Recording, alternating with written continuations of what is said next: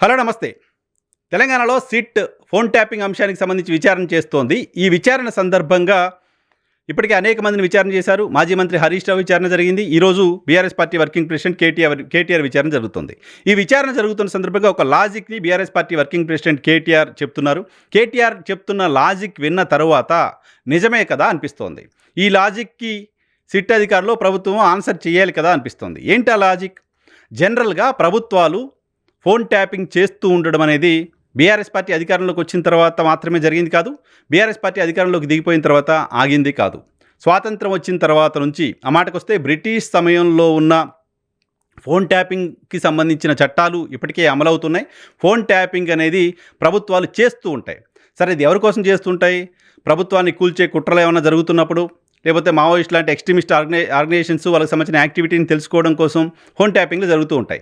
దాన్ని రాజకీయపరమైన అవసరాల కోసం అధికారంలో ఉన్న పార్టీలు దుర్వినియోగం చేసిన సందర్భాలు లేకపోలేదు. అటువంటి సందర్భాలు చాలా ఉంటాయి. కానీ ఫోన్ ట్యాపింగ్ చేయడానికి తమకున్న అవకాశాన్ని, ఫోన్ ట్యాపింగ్ చేయడానికి సంబంధించి తమకున్న అధికారాన్ని పార్టీలు దుర్వినియోగం చేస్తున్నాయా లేదా అనేది చూడాల్సి ఉంటుంది. ప్రతి సందర్భంలోనూ ప్రతిపక్షంలో ఉన్న పార్టీలు మా ఫోన్లను అధికార పార్టీ ట్యాప్ చేస్తుంది ఇలాంటి విమర్శలు చేయటం కొత్తేమీ కాదు. కానీ గత ప్రభుత్వం పైన, గతంలో అధికారంలో ఉన్న బీఆర్ఎస్ పైన ఈ ఫోన్ ట్యాపింగ్ని వ్యక్తిగత అవసరాల కోసం, వ్యక్తిగత ప్రయోజనాల కోసం వాడారు లాంటి విమర్శలు కాంగ్రెస్ పార్టీ గతంలో చేస్తూ వచ్చింది. ఇప్పుడు అధికారంలోకి వచ్చిన తర్వాత దాన్ని నిరూపించే ప్రయత్నం చేస్తామంటూ డైలీ సీరియల్ లాగా 2 సంవత్సరాలుగా ఈ అంశం పైన సిట్ ఏర్పాటు చేసి విచారణల పేరుతో అనేక మందిని పిలవడం, కొంతమందిని అరెస్టులు చేయడం చూస్తున్నాం. సో కేటీఆర్ లాజిక్ ఏంటి అంటే, సిట్ విచారణ చేస్తోంది ఓకే, ఫోన్ ట్యాపింగ్ జరిగింది అని ఆరోపణ చేస్తోంది ఓకే, బట్ ఫోన్ ట్యాపింగ్ అనేది ప్రభుత్వంలో మంత్రో లేకపోతే ఆ డిపార్ట్మెంట్కి సంబంధించిన క్రింది స్థాయి అధికారులు మాత్రమే చేసేది కాదు. ఫోన్ ట్యాపింగ్కి సంబంధించిన అనుమతి చీఫ్ సెక్రటరీ నుంచి రావాల్సి ఉంటుంది. డీజీపీకి తెలిసే జరుగుతుంది. ఇంటెలిజెన్స్ డిపార్ట్మెంట్కి కూడా తెలిసే జరుగుతుంది. హోమ్ సెక్రటరీకి కూడా తెలిసే జరుగుతుంది. బీఆర్ఎస్ అధికారంలో ఉన్న సమయంలో ఫోన్ ట్యాపింగ్ జరిగింది అనుకుందాం, నిజంగానే జరిగిందని సిట్ భావిస్తూ ఉంటుంటే, ఆ సమయంలో డీజీపీగా ఉన్న వ్యక్తిని ఎందుకు విచారణకు పిలవట్లేదు? ఆ సమయంలో హోమ్ సెక్రటరీగా ఉన్న వ్యక్తిని ఎందుకు విచారణకు పిలవట్లేదు?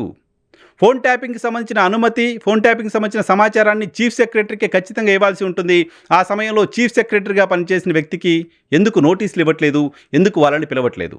అత్యంత కీలకమైన ఈ ముగ్గురిని ఈ విచారణలో ఎందుకు ఇన్వాల్వ్ చేయట్లేదు? వీళ్ళ ముగ్గురిని ఈ విచారణలో ఇన్వాల్వ్ చేయకుండా రాజకీయపరమైన కారణాలతో, రాజకీయపరమైన లబ్ధి కోసం మాత్రమే అప్పుడు మంత్రులుగా పనిచేసిన వాళ్ళపైన, అప్పుడు ప్రభుత్వంలో కీలకంగా ఉన్న రాజకీయ నేతలపైన మాత్రమే కేసులు పెట్టి వేధించే కార్యక్రమం చేస్తున్నారు అనేది కేటీఆర్ చెప్తున్నమాట. సో ఇప్పుడు ఫోన్ ట్యాపింగ్ జరగట్లేదా అనే దానికి ప్రభుత్వం కూడా ఆన్సర్ చెప్పాల్సిన అవసరం ఉంటుంది. ఈ క్షణానికి ఈరోజు కూడా ఫోన్ ట్యాపింగ్ జరుగుతుంది. ఫోన్ ట్యాపింగ్ అనేది నిరంతర ప్రక్రియ.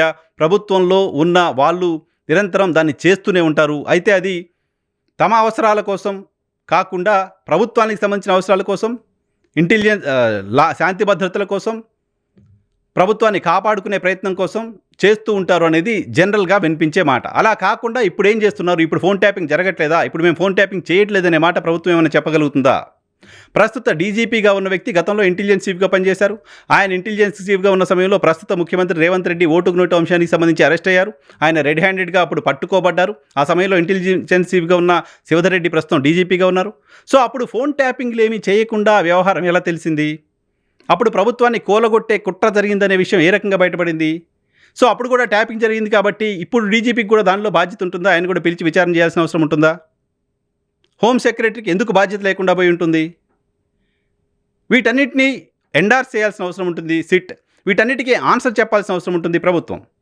సో కేటీఆర్ రైజ్ చేసిన ఈ లాజిక్ని సామాన్య ప్రజలు ఎవరైనా అరే నిజమే కదా, వాళ్ళకి ఎందుకు బాధ్యత ఉండదు, వాళ్ళని కూడా పిలవాలి కదా, వాళ్ళు ఎవరికి సంబంధం లేనట్టుగా ఎలా వ్యవహరిస్తున్నారు? పైగా గతంలో డీజీపీగా పనిచేసిన వ్యక్తికి ప్రభుత్వం వచ్చిన తర్వాత ఒక పదవి ఇచ్చారు. గతంలో హోమ్ సెక్రటరీగా పనిచేసిన వ్యక్తికి ప్రభుత్వం వచ్చిన తర్వాత బాధ్యతలు ఇచ్చారు. సో వాటిని ఎందుకు అడ్రస్ చేయట్లేదు? వారిని ఎందుకు పిలవట్లేదు? ఫోన్ ట్యాపింగ్కి సంబంధించిన అసలు వాస్తవాలు ఏంటో, ఎప్పుడు ఫోన్ ట్యాపింగ్ జరిగిందో, ఎవరెవరు ఫోన్ ట్యాపింగ్ చేశారో టెక్నికల్గా ఎగ్జిక్యూటివ్ బాడీకి సంబంధించిన కీలకమైన వ్యక్తులకు తెలిసే అవకాశం ఉంటుంది, వాళ్ళు తెలియకుండా జరిగే అవకాశం లేదు. అటువంటిప్పుడు వాళ్ళని ఇన్వాల్వ్ చేయకుండా, వాళ్ళని విచారణలో భాగం చేయకుండా రాజకీయ నాయకులపైనే కేసులు పెట్టి రాజకీయ నాయకుల నోర్లు మూయించే ప్రయత్నం ప్రభుత్వం చేయాలనుకుంటోంది. మేము తగ్గం, మేము వీటిని ఎదుర్కొంటామంటూ బీఆర్ఎస్ పార్టీ వర్కింగ్ ప్రెసిడెంట్ చెప్తున్నారు. సో అది బీఆర్ఎస్ కాంగ్రెస్ పార్టీ మధ్య వారు కావచ్చు, కానీ ప్రభుత్వం ఆన్సర్ చెప్పాల్సిన బాధ్యత మాత్రం ఉంటుంది. సామాన్య ప్రజలు కూడా కేటీఆర్ అడిగిన లాజిక్ నిజమే కదా, ప్రభుత్వం ఎందుకు వాళ్ళని పిలవట్లేదు అనుకుంటే ప్రభుత్వం దగ్గర నుంచి ఆన్సర్ కనపడట్లేదు. ప్రభుత్వం ఆన్సర్ చెప్పకపోతే ప్రభుత్వమే దోషిగా ప్రజలు భావించే పరిస్థితి ఉంటుంది.